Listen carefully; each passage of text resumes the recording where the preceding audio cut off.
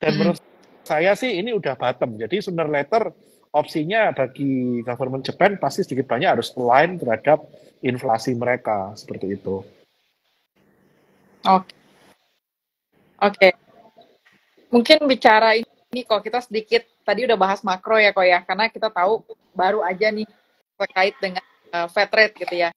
Tapi sebenarnya tunggu gue karena beberapa kali kita kebetulan masuk ke grup Kobernat. Ini juga mungkin buat teman-teman yang dengerin gitu ya, Kobernat ada mention beberapa IPO mana yang menarik buat dimasukin, buat diinvestasikan dan oke gitu secara performance. Nah, kita pengen tahu nih kok kira-kira gimana sih Kobernat cara screeningnya, mana yang oke dan lain sebagainya gitu kok. Oke, kalau saya pribadi itu sebetulnya sederhana sih. Yang pertama kali saya lihat itu pasti siapa sih ownernya. Itu nomor satu. Jadi kan untuk IPO yang perlu kita tahu itu adalah reputabilitas dari ownernya. Apakah owner ini orang yang reputasinya cukup baik? Apakah dia reputasinya orang yang punya duit, ya toh? Atau dia memang orang yang tanda petik orang yang termasuk tricky di pasar seperti itu. Nah, itu kan nomor satu ya, karena apapun kita punya barang, bisnisnya apapun, sebagus apapun, kalau ownernya punya reputasi yang notabene kurang bagus, ya pasti IPO ini tidak akan perform. Itu satu. Dan yang kedua, saya baru melihat secara bisnis. Secara bisnis ini sebetulnya dia gimana sih? Masuk akal nggak dia dijual dengan valuasi demikian? Contoh, ada emiten yang raise fund untuk buka les-lesan gitu kan. Les-lesan ini bisa scalable sampai seberapa? Dengan valuasinya seperti itu masuk akal enggak gitu kan. Asetnya enggak ada, asetnya itu cuma guru les, di mana anytime guru lesnya hilang ya dia hilang aset gitu kan. Terus revenue-nya dia itu seberapa sustain gitu kan. Nah, model-model kayak gitu kan kita harus ada feeling ya. Maksudnya bisnis yang di IPO-kan ini tuh memang layak untuk dapat fund dari kita, investable, ataukah memang ini ada potensi rug pull. Kita nggak nutup mata. Sekarang ini banyak emiten yang karyawan cuma 3 orang IPO. Pendapatan cuma 1,5 M, raise fund 100 M, market cap 300 M. Ini apa-apaan gitu kan. Nah, kalau kayak gini-gini kita aja masih mau ikut IPO-nya, yang salah sebetulnya bukan emitennya, yang salah yang ikut. Ngapain ikut? Nggak dibaca prospektusnya, gitu kan. Jadi model bisnisnya pun kita harus tahu. Kayak sekarang ada yang mau IPO. Bisnisnya apa? Cuma nyewain lahan ke salah satu universitas. Itu kan sama aja kita dibodohin. Dia beli lahan, di IPO-in berarti kita balikin refund duit dia hasil beli lahan, dia tetap dapat kontrakannya. Kayak gitu. Yes. Nah, itu kan kita dibodohin sama emiten. Sorry to say ya, itu pembodohan dari emiten. Dan yang saya sayangkan dari regulator sendiri, kenapa kok model kayak gitu di oke-okein aja dengan hanya karena KPI pengen mengejar, oh banyak emiten yang IPO, nggak gitu caranya Pak.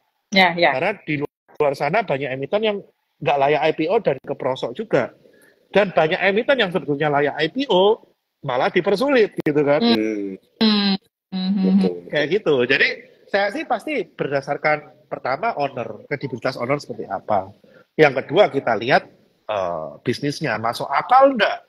Kalau bisnisnya ini di IPO-in, masuk akal enggak dia respon segitu untuk ekspansi usaha. Iya kan?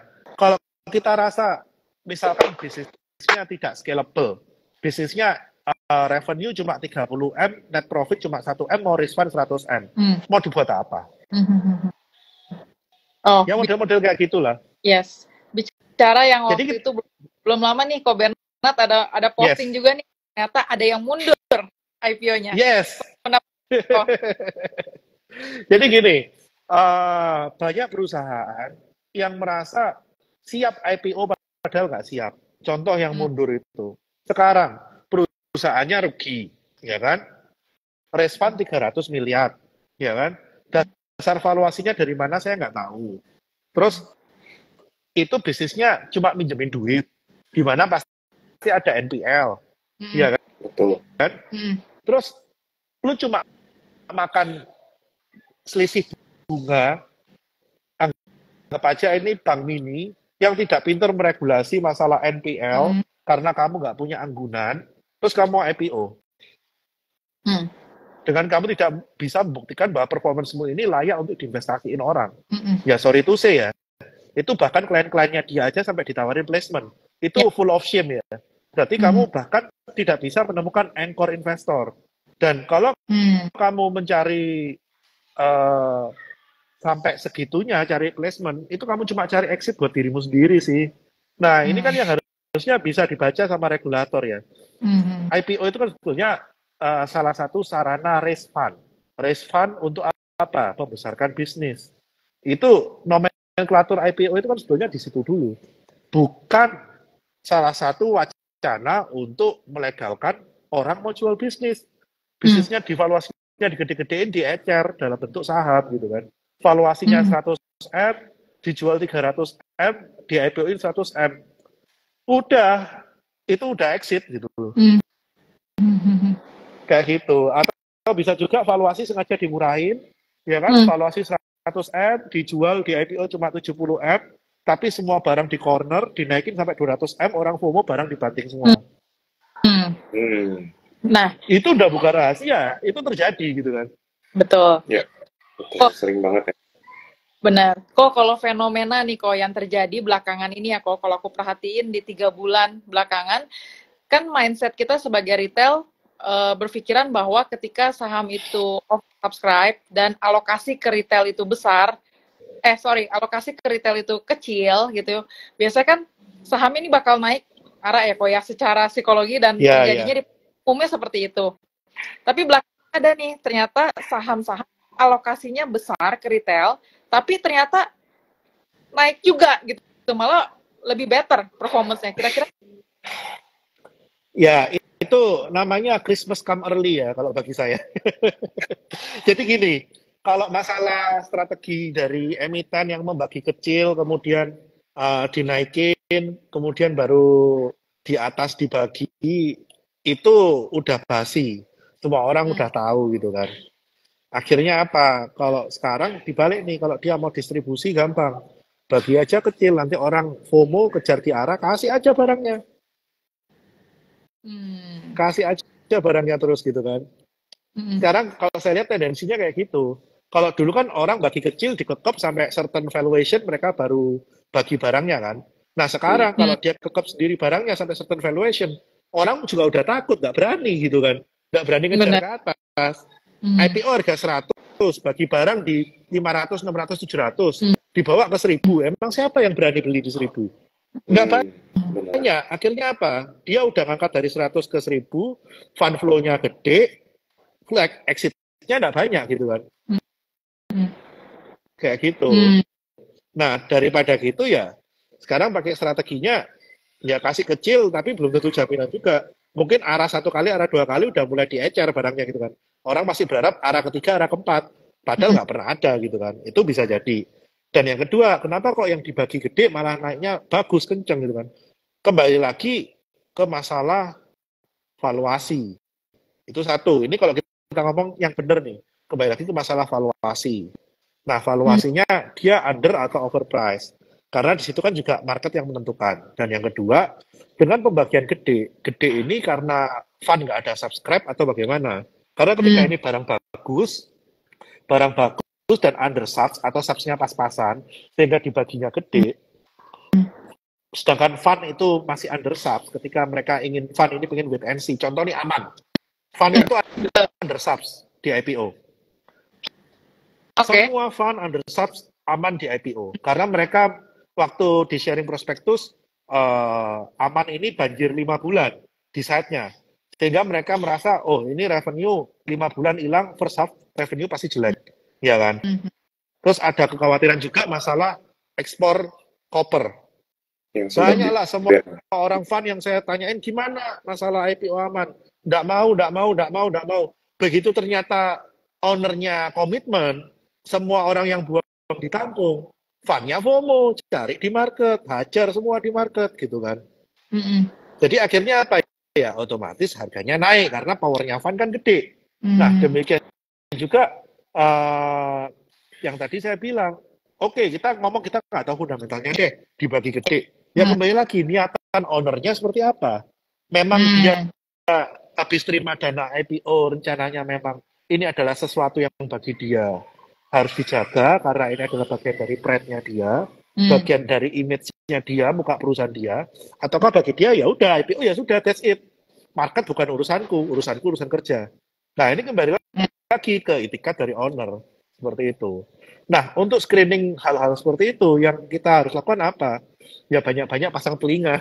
Ini reputasi orang ini seperti apa gitu kan. Terus untuk kira-kira orang di belakangnya ini siapa aja? Mampu nggak dia nahan barangnya kan gitu. Ya kita nggak usah munafik lah. Kita ngomong, oh IPO ini kan ya apa kata market, supply demand di market bullshit.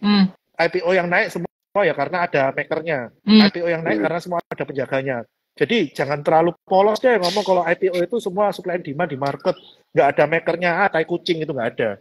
IPO yang benar ya karena memang dijaga. IPO yang nggak benar ya karena memang ownernya niat exit, udah gitu aja. Berarti dalam jangka pendek ya atau short term, reputasi dari underwriter itu sendiri itu ngaruh banget ya kok? Pengaruh banget. Karena gini, memang selain underwriter, yang pengaruh itu siapa? Ownernya, kemampuan financial ownernya. Kayak gitu. Nah, ini yang harus kita lihat, kemampuan financial ownernya ini seberapa gede. Karena gimana-gimana, contoh nih dibahas nih, MBMA. Itu KAI nampung terus. Karena apa? Ya boleh dilihat dari beberapa expose yang ada di berita, yang nampungin semua duit dari induk usahanya gitu kan. Dari MDKA-nya gitu kan. Anak usaha MDKA yang nyediain duit memang untuk nampung buangan dari retail, dari insti. Nah, kalau yang memang model kayak gini, berarti kan komitmen, terlepas harganya memang turun ya. Tapi kan bukan tipe rakpul, yang dari IPO 795 langsung jadi 400 gitu kan. Atau jadi 200 gitu kan. Nah, kalau yang dari katakanlah IPO harga 1000 jadi 100, ya itu udah indikasinya memang rakpul gitu kan. Ya itu memang perlu dipertanyakan dari sekuritas maupun dari ownernya. Apakah memang sekuritasnya sepolos itu, tidak mengenal reputasi owner, ataukah sekuritasnya ketipu owner gitu kan. Seperti itu. Masalah undersubs, oversubs, kalau bagi saya oversubs itu nggak jaminan ya. Karena contoh salah satu emiten minuman oversubs berapa kali, berapa triliun. Jadi bubur juga tuh. Karena apa? Kebanyakan tendensinya barang-barang kecil seperti ini, kita ini ngebom IPO-nya. Saya, Haji Sabrina, semualah, Michael Yo, ada IPO gini. Kita ngincernya mungkin cuma dapat 100 juta, kita ngebomnya mungkin 5M, 6M. Ya kan? Gimana nggak oversubs kayak gitu? Begitu udah dibagi, ya nggak ada lagi yang mau subscribe, ngapain? Gitu kan? Jadi, istilah oversubs itu ya sebetulnya karena bom-boman itu semua. Jadi jangan ketipu. Kayak gitu. Bukan the real demand itu. Karena mereka tahu dibaginya kecil, ya kita semua berbondong-bondong untuk ngebom gitu kan. Betul. Kayak gitu sih. Yes. Nah, ini mungkin ada pertanyaan nih. Contoh kok CNMA bagus secara profit. Kira-kira gimana walaupun dia? Oke, kalau kita bedah prospektus dari Sinema sendiri, yang saya kurang suka itu selalu gini loh. Saya kurang suka perusahaan yang IPO, tapi income-nya itu bukan dari main bisnisnya dia. Kita tahu Sinema, pendapatan tiketing dia dibandingkan dengan pendapatan makan minuman dia, itu lebih gede dia jualan makanan minuman dibanding dia jual tiketing gitu kan. Di mana ini make sense? Kalau kita ke bioskop di daerah, contoh nih dekat rumah saya nih, Pakuwon City, itu bioskop cuma 25.000 Sab. Itu kita beli popcorn sama beli tetek bengeknya aja mungkin satu orang 50.000 gitu kan. Revenue-nya lebih gede jualan makanan minuman daripada jualan tiketnya. Marginnya lebih gede. Marginnya iya. Nah, besar. kalau kayak gini, yang kemudian saya pertanyakan, satu, dia mau pakai dana IPO ini kan katanya untuk ekspansi nih, sama bayar utang sedikit ya, nggak salah ya. Ekspansinya ekspansi kemana? Sedangkan semua mall udah ada XX1. Dia butuh duit itu untuk ekspansi apa? Sedangkan dia beli right film apa segala, selama ini tanpa ekspansi pun udah jalan gitu kan. Udah tutupin dari operating income gitu kan. Yes. Berarti kan sedangkan dia sendiri kan dalam kondisi nggak punya aset gitu kan. Terlepas nanti masalah IPO-nya naik atau turun, bagi saya itu saya nggak terlalu lihat, tapi bagi saya untuk tipe bisnis seperti ini saya kurang favorable. Ini preferensi pribadi ya, bukan mencerminkan pandangan apapun. Ya, ini preferensi pribadi bagi saya. Ya saya nggak yakin penggunaan duit ini untuk apa? Untuk bisnis ekspansinya kemana?